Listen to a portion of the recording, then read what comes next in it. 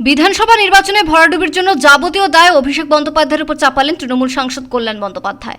সইজাল মামলা থেকে ইতিমধ্যেই সরে দাঁড়িয়েছেন তিনি, কিন্তু কেন তিনি সরে দাঁড়ালেন প্রশ্ন করতেই একরাশ ক্ষোভ উগড়ে দিলেন কল্যাণ বন্দ্যোপাধ্যায়। তার বক্তব্য, চেম্বারে থাকাকালীন তাকে না জানিয়েই মামলা নিয়ে রিট পিটিশন ফাইল করা হয়, সার্চ নিয়ে সিদ্ধান্ত নেওয়া হয় তাকে না জানিয়েই। কল্যাণ বন্দ্যোপাধ্যায় কারণ জানতে চান, তাকে বলা হয় ওপর মহল থেকে ইনস্ট্রাকশন আছে। আমার সার্চ হয়েছে, তুমি মামলাটা নাও। তখন জজ সাহেব বললো, ঠিক আছে মিস্টার বন্দ্যোপাধ্যায়, আমি কালকে নেবো। আমি খুবই অসুবিধার মধ্যে রয়েছে, যে কোনো মুহূর্তে অ্যারেস্ট হয়ে যেতে পারে।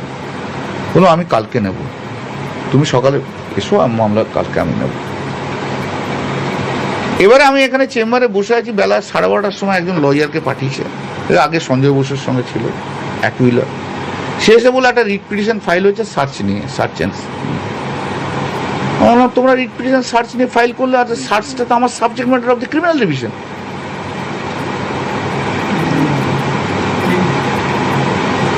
তো আগে সার্চ ইলিগাল কি লিগাল তার ভিত্তিতে তো জজ ওখানে অর্ডার দেবে, সেটা সাবজেক্ট ম্যাটার হয়ে গেল। আমি তো ওখানে অ্যাফিডেভিট করছি, তো তোমরা একবার কেউ আমাকে জানালে না রিট পিটিশন ফাইল করেছো? বলে না, ওপর থেকে ইনস্ট্রাকশন এসছে। কিশোর দত্ত করছে, করুক কিশোর, তাহলে কোনো অসুবিধা নেই আমার। কিন্তু তোমরা আমাকে দেওয়ার মামলা করো, কারণ তোমাদের যখন ডিফারেন্ট ওপিনিয়ন, ডিফারেন্ট লোকের রয়েছে, তাহলে আমাকে করার দরকার নেই। কল্যাণ বন্দ্যোপাধ্যায়ের বক্তব্য অনুযায়ী তাকে ডাস্টবিন হিসেবে ট্রিট করার চেষ্টা করা হয়েছিল। তিনি জানতে চেয়েছিলেন যে তিনি কি করবেন। তার ছেলেকে টেক্সট করে বলা হয় এই মামলায় থাকার কোনো প্রয়োজন নেই। ডাস্টবিন হিসেবে ট্রিট করো না, আমাকে বলে দাও ঘন্টাখানেকের মধ্যে, আমি করবো কি করবো না কিছু জানাইনি। আমি সন্ধ্যেবেলায় কালকে পড়ে আবার রেডি হলাম, যা মামলা করতে কিছু যখন জানাইনি।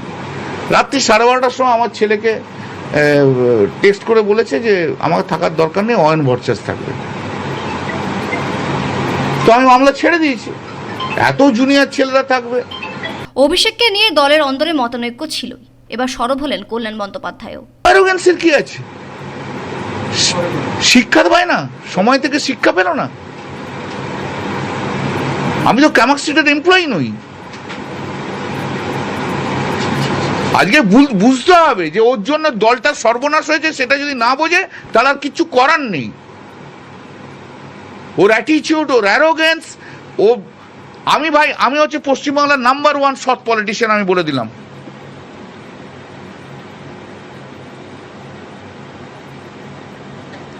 আর ওর জন্য আজকে আমাদের চোর শুনতে হচ্ছে।